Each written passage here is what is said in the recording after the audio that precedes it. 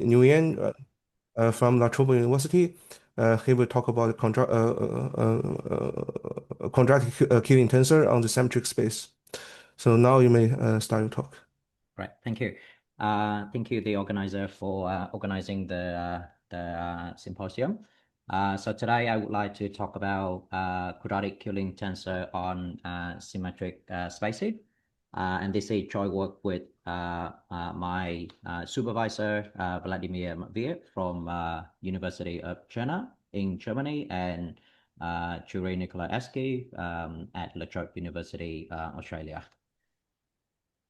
So, so the outline of my talk is as follows. So I'm going to introduce some definition of Killing view and Killing tensor view, and then I'm going to briefly mention the motivation behind our project, and then some background information, background theory to start the proof. And then I'm gonna state the result that we have obtained so far.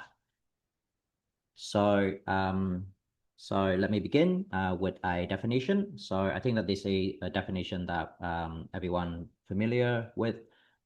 So we have a vector field X on an n-dimensional Riemannian manifold equal a Killing field if the local flow generated by X act by isometry. So it actually translates to a very simple characterization, and that is a vector field X on a Riemannian manifold is a Killing field if and only if the lead derivative of the metric tensor along X is equal to 0. And using this, we can actually find out a procedure to find all the Killing vector field on a Riemannian manifold. So let Mg be a n-dimensional Riemannian manifold, and let X be a vector field on M expressed in local coordinate xi. Then X is a Killing vector field if and only if it satisfies the so-called Killing equation. So what we have is nebula I xj plus nebula j xi equal to 0, where we have another notation over here. So the notation is xi comma j plus xj comma I, where the comma denote the covariant derivative of the covector field. So the Killing equation given by 1 actually define a system of PDE for the coordinate of X. And this is, very importantly, this is an overdetermined system. There are n coordinates of X to solve for, but there are n times n plus 1 over 2 independent equation. So let's look at the simplest example in R2. So in R2, if we take the standard coordinate X and Y, then the covariant derivative reduces to the ordinary partial derivative. And because of that, we end up having 3 equations in terms of X and Y. The first one is the derivative of the first component equal to 0, and then the second component with respect to y equal to 0, and then finally x1 with respect to y plus x2 with respect to x and equal to 0. Now, solving these equations, we see that the space of Killing vector field in R2 is actually 3-dimensional. And the basic vector are 1 and 0, 0 and 1, and y and negative x. So the first two, they are translation in the x and y direction, and the third one is rotation in the xy plane. So we have a result for Killing field. So if X is a Killing field and gamma is a geodesy, then the inner product between gamma dash and x is a constant along gamma. So the statement is really a manifestation of Noether theorem in the context of Riemannian geometry. It tells us that the symmetry of the space represented by the Killing vector field lead to conserved quantity associated with the motion of freely moving particle. We see the triorder set. And we can actually see that quite explicitly in the example in R2. So in R2, the triorder set are straight line. So we can write the triorder set in this form, where x0 and y0 is the initial position and v and w is the velocity vector. Then if we compute g of gamma dash and x1, we see that it is v, gamma dash and x2 is w, and then gamma dash and x3 it is v y0 minus w x0, and they are all constant. Matter of fact, the corresponding conserved quantity are linear momenta and angular momentum over that. So, so we generalize the idea of Killing vector field to a Killing tensor field. So a Killing tensor field K of rank D on a Riemannian manifold is a symmetric tensor field that satisfies the Killing tensor equation.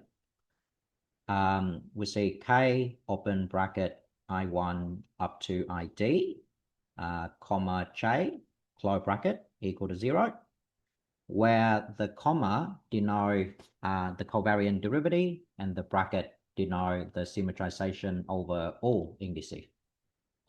So the reason why Killing tensor is a generalization of Killing vector field is that for D equal to 1, we see that equation 2 reduces to equation 1. Thus, Killing tensor field rank 1 is the Killing co-vector field. And again, we can see some explicit calculation in R2. If we consider R2 with coordinate x and y, then and Kij be a rank 2 Killing tensor in this space, then we have the equation 2 simplified to this equation over here. And if we solve this system of PDE, we find out that the component of K form a 2x2 matrix. And we can further decompose the matrix into 6 smaller matrices over here, where I1 correspond to 1, 0, 0, 0, and then E1, and then E3 correspond to that, and then etc., etc. So what we can see over here is that the dimension of the space of Killing tensor field of rank 2 in R2 is 6. So it is a 6-dimensional space. Now the original motivation for Killing tensor come from the fact that Killing tensor give the quadratic and the cubic and the higher order first integral of the triorder set equation. And we can see that from this result, if Mg is a Riemannian manifold with the matrix G, then and let gamma be the triorder set on M, let K be a Killing tensor rank D on M, then the function I divided by K I1, I2 up to ID of gamma T, and U I1 T, U I2 T up to U I dt, where UT is the derivative of gamma. This function gonna be a constant along the triorder set gamma, meaning di dt gonna be equal to 0.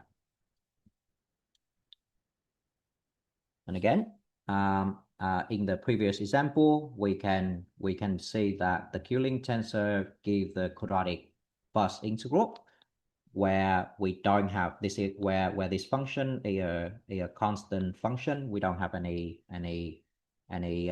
t in our expression. We actually have another definition of Killing tensor using Hamiltonian function.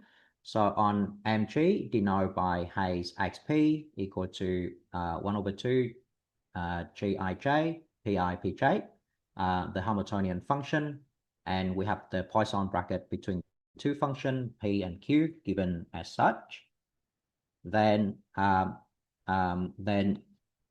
Killing tensor K gonna be another equivalent definition for Killing tensor K is that K commute with the Hamiltonian H, meaning their Poisson bracket is actually 0.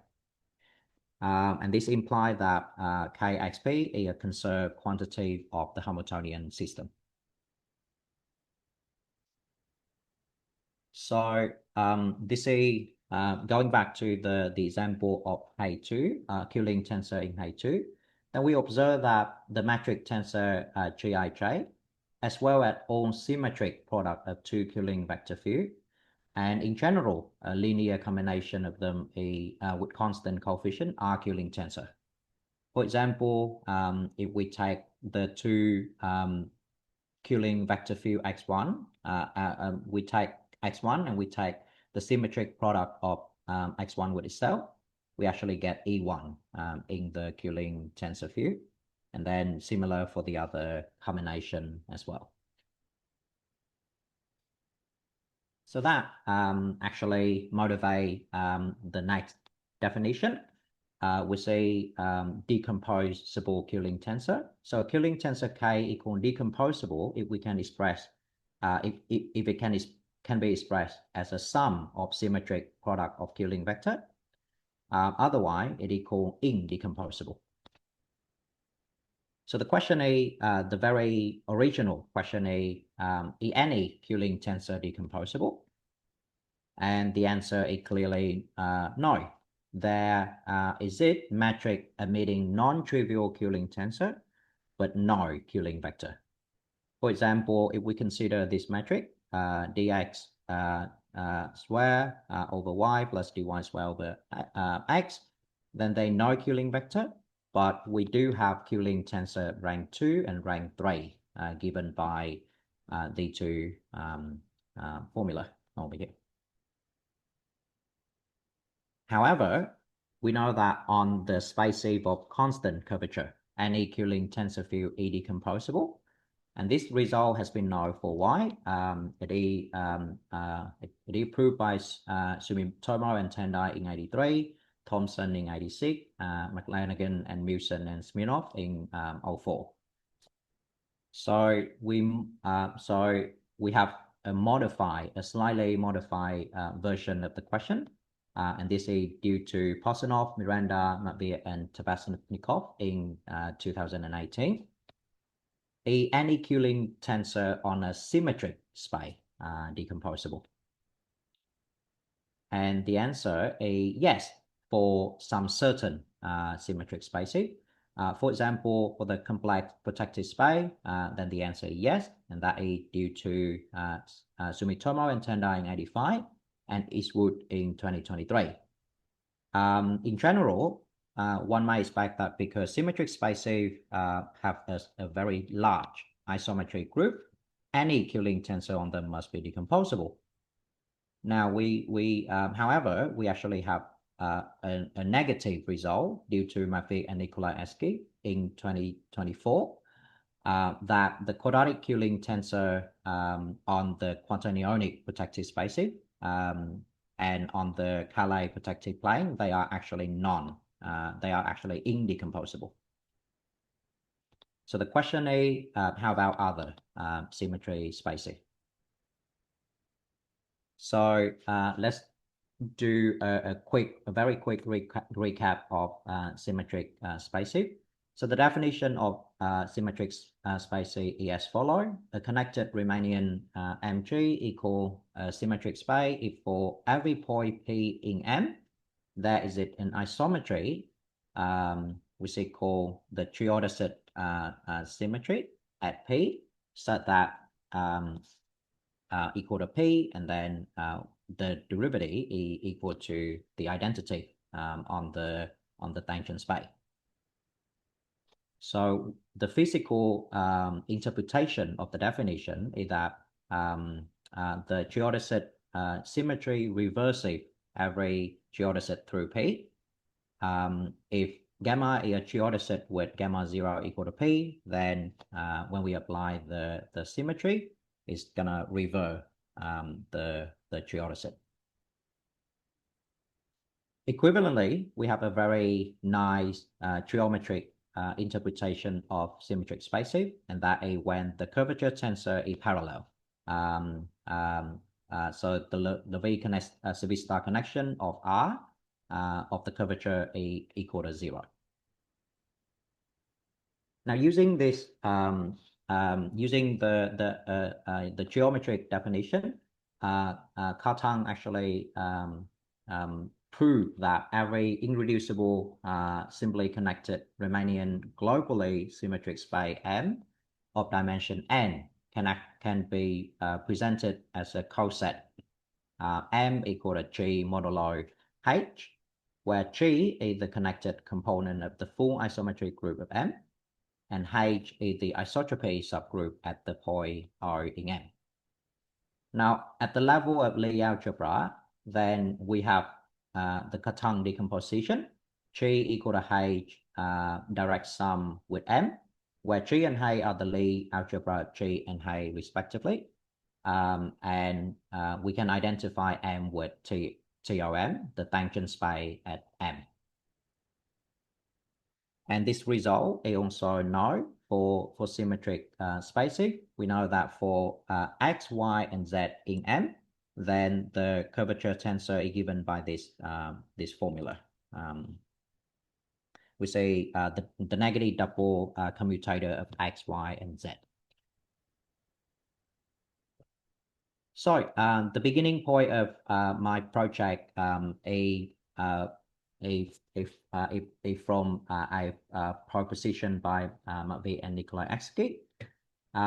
If we have a manifold, a simply connected symmetric space M, and K is a tensor field of rank 0 and 2, a quadratic tensor field on M, whose Taylor expansion at R is given by a tensor of type 0 and 4 on M. We say symmetric by its first two arguments, its last two arguments. Then K is Killing if and only if for all X, Y, Z, and P in M, we satisfy three conditions. So the first condition is that when we have the sum of cyclic permutation of Px, Y, Z, it's going to be equal to 0. The second condition is that K2 of XXP R going to be equal to PPXR. And then the third condition is XXRR going to be equal to K2 of PPR. And we're going to call them the defining equation. So how do we apply this to a small dimension symmetric space? For example, we can take the space, the special unitary group SU3. So this is the group of all matrices, all 3x3 matrices that satisfy this condition, where G star denote the conjugate transpose of G.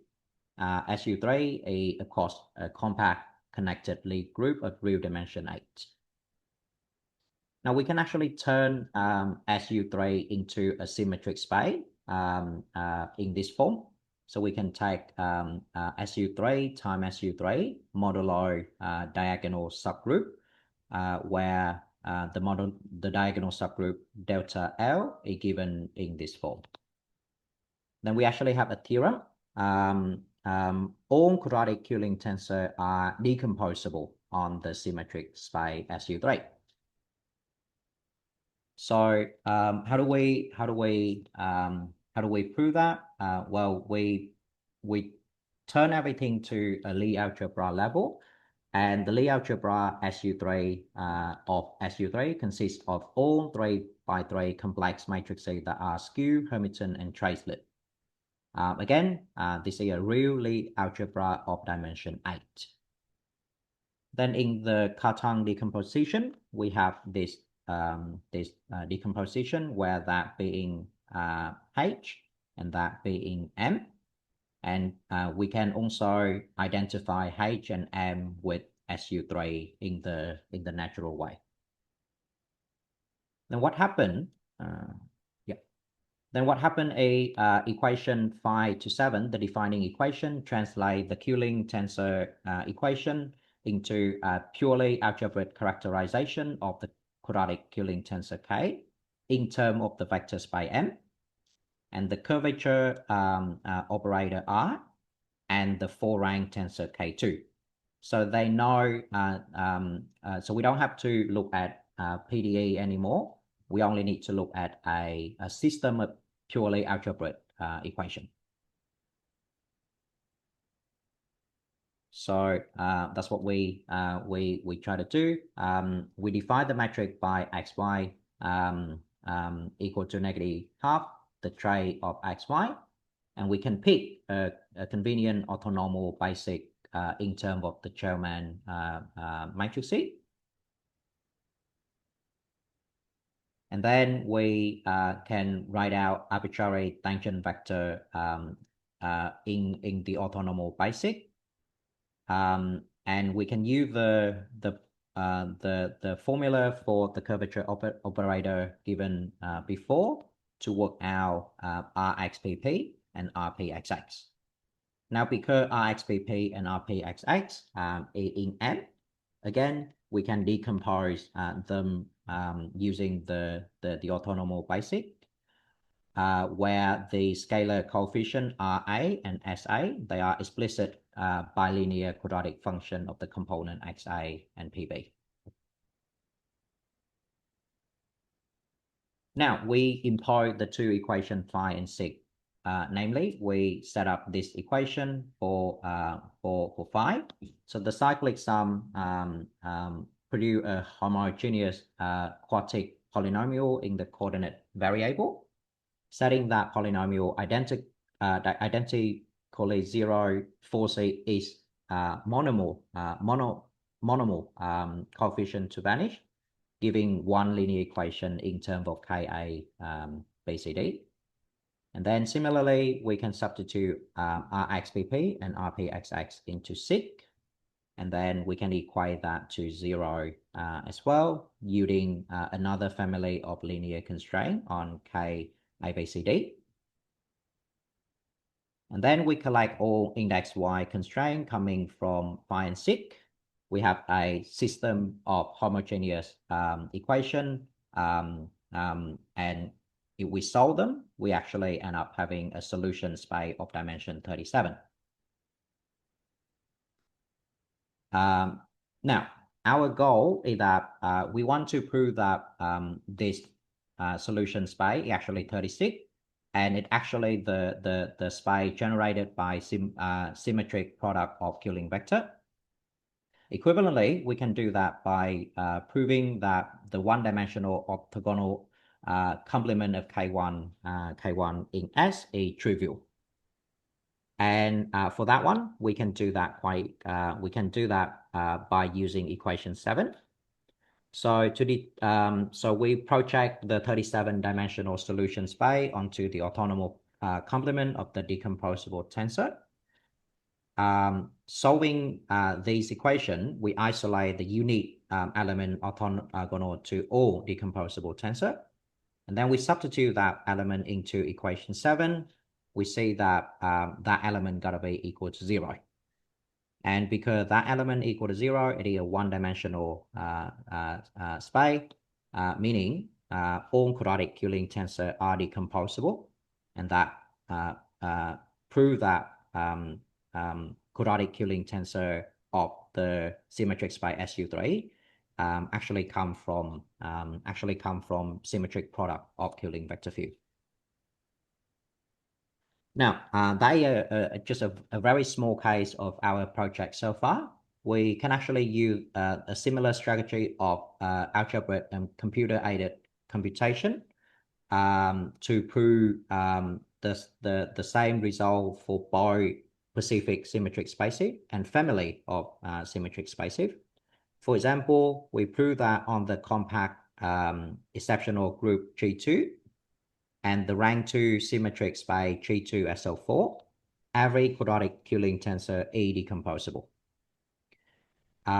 For family of symmetric spaces, then let PQ bigger than 1 and N bigger than 2, or equal to 2, then on each of the following symmetric spaces, every quadratic Killing tensor is decomposable. It's going to be decomposable on the real Grassmannian group, GRP, P plus Q. It's going to be decomposable on the Riemannian space, SLN, SON. And it's going to be decomposable on the compact Lie group, SON, and spin N with their bi-invariant metric. And I think that should be everything for my talk. Thank you, Okay. everyone. Yeah, okay. Let's thanks Ken for his wonderful talk. So, is there any questions for this speaker?